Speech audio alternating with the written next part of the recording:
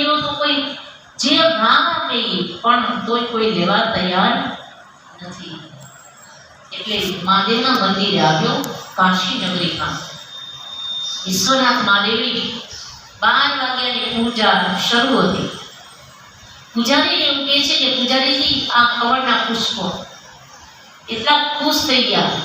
પૂજારી રાજી થયા, કમળના ફૂલ, અરે મહાદેવને તો બહુ પ્રિય છે અને આટલા બધા,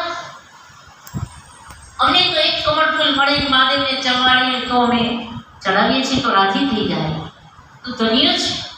આજે મધ્યરાત્રિની પૂજામાં આટલા બધા કમળના ફૂલડા લાગ્યો, તને શું આપવાના બદલા? હાથ જોડે છે કે નહીં ભાઈ, એ તો વેપાર થયો ગણાય.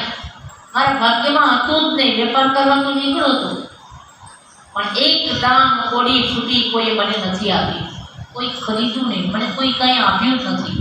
એટલે હવે મારે કાંઈ જોતું જ નથી, કંઈક તો લેવું પડે કે નહીં. બસ ભગવાનને આ પૂજા મારા તરફથી આજે ચડી જાય તો બહુ થઈ ગયું, હું આનંદિત થાય.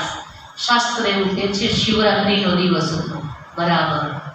એ જ દિવસે અને એ શિકારી ત્યાંથી શિવાલયમાં સૂતો છે, ને ત્યાં એનો પ્રાણ પંખીડું ઉડી જાય છે.